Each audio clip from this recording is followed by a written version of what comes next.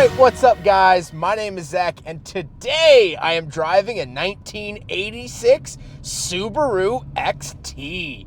Up front is a 1.8 liter turbocharged flat 4. Down below is a 5-speed manual transmission. Now, I am super excited to be driving this XT for many reasons, but the truth is that it is just a flippin' cool 80s machine. It has a lot of 80s quirk to it. It's one of the strangest Subarus ever built, and so we'll have plenty to talk about in this video. But if you would like to share your strange, quirky vehicle with me, you can head on over to my website, zackpradel.com/submit. It's a quick and easy submission form, takes under a minute to fill out, and you would get a video of your vehicle just like the one of this XT that you're watching now. But let's get back to that 1.8 liter flat 4 turbo. Well, it only makes about 112 horsepower, which isn't a whole lot, I'll be honest. But let's get into it right away. This has the 5-speed manual, which helps out tremendously.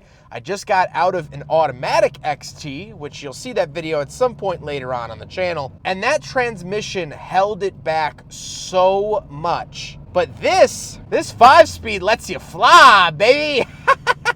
It is such a joyful driving experience. However, the clutch is very, very heavy. Probably one of the heaviest clutches I've ever felt. Now, this might be circumstantial to this particular XT, but it feels like it's stuck in a jar of molasses and is quite the leg workout to get it into gear. However, once you are in gear, this vehicle feels peppy, it feels light, it feels athletic, and that's what I love to see out of 80s cars. All right, 1.8 turbo.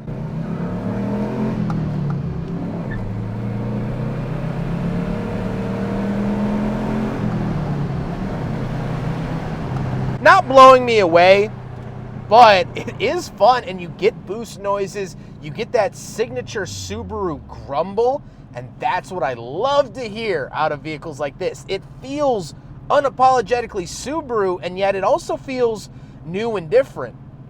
I like that. Last but not least about the drivetrain specifically, this is all-wheel drive, and we'll talk about how to select that later on because it's pretty flippin' neat. But how does it feel to actually drive a Subaru XT? Well, it's fantastic. It's so fun to drive. And this manual transmission, I cannot get over the night and day differences between the automatic and the manual. Because if you got the automatic, it was only a 3-speed, and it was very lumpy and lazy and didn't want to downshift. This, well, you get to control your own story here. You get to be the author of your novel, and that is a rather invigorating feeling. With that stuff out of the way, let's talk about the interior because it is oh so 80s.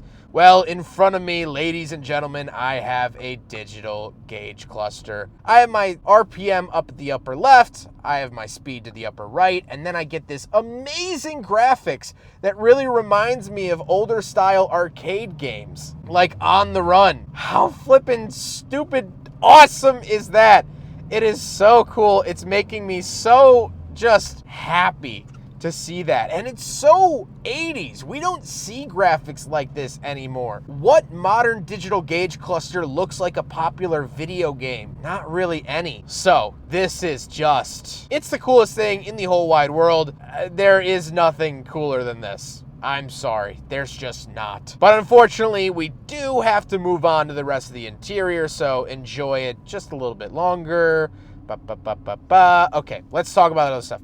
Off to the left, I do have my headlight settings, rear defrost, cruise control, and height. So this was outfitted with adjusting suspension back in 1986. It was pneumatic. However, they all fail, and so this has been replaced with coilovers, which is less cool, but doesn't really affect the ride quality and really helps out the serviceability. Off to the right, we do have our climate control options, so defrost and heat, as well as my windshield wipers are tossed in here, so kind of an interesting command center off to the right. Moving back off to the left, we do have 2 climate control vents, one on the dashboard and one attached to the gauge cluster.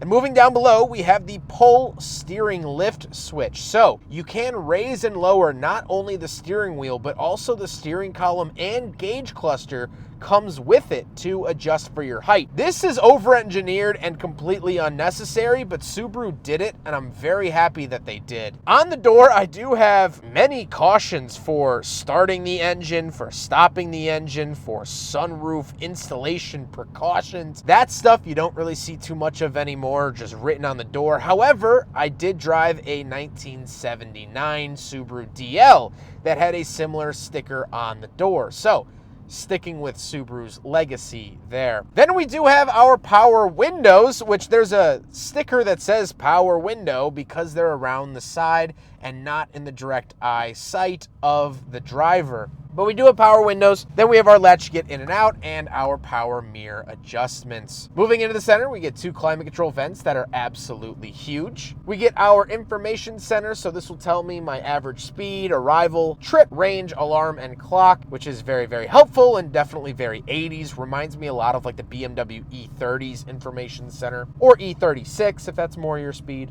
And then we have our audio options. So we do have a logic control tape deck as well as plenty of equalizers to equalize whatever the heck you want it to equalize. Then we have like our favorite buttons and things like that. Totally 80s. Then we do have our cigarette lighter and ashtray. And then we move on to the shifter.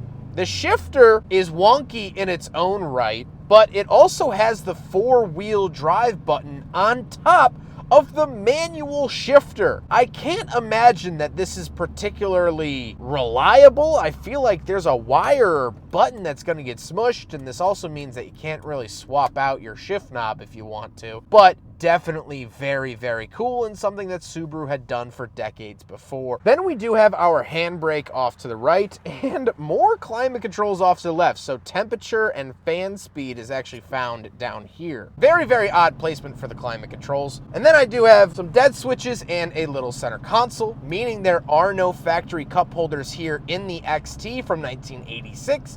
So unfortunately, but predictably, it fails the big friggin' bottle test. Now, the seats are very comfortable. They are finished in this sort of checkered design, which I really, really like. And overall, it's just very, very comfortable and enjoyable seating position. However, speaking of seats, we do have back seats. So let's go do a back seat review. Ugh. All right, so I'm in the back of the 1986 Subaru XT Turbo. And it's not super comfy. The checkered pattern from the front carries onto the back. Absolutely love seeing that. I get like little cubbies off to the left and right, but I'm 5'11". I'm not going to sit back here comfortably. If you have kids, if you have shorter friends, they'll enjoy the back seats. But me personally, can't say that I do. But it's cool to be back here. I'm enjoying this rainy morning here. I'm doing some quiet contemplation. Let's hop out. We'll take a quick look at the trunk and cargo space, and then we'll talk about the looks. All right, so we're on the back of the Subaru XT Turbo. Little key here. And once we are back here, it is very, very wide. Not super deep, but definitely very adequate for a turbo coupe of the 80s. I mean, this is actually very practical. I would feel very comfortable packing for a week, 2-week long trip and putting it all back here. Very, very nice feature of the XT Turbo. Now we got to talk about the looks, and this is such an interesting looking vehicle. This is only the second model year of the Subaru XT, and it looks so 80s. I can't imagine when this hit the streets in 84, really 85, the amount of people's minds that absolutely melted when they saw this thing. They would have thought that Top Gun was being filmed in their little town, and yet, no, it's just a Subaru. However, there is a little bit of truth to that. So let's get on to my final thoughts, because I'm going to get kind of preachy and long-winded, so that's what the final thoughts segment is for. Hold on, let me get up to speed here real quick.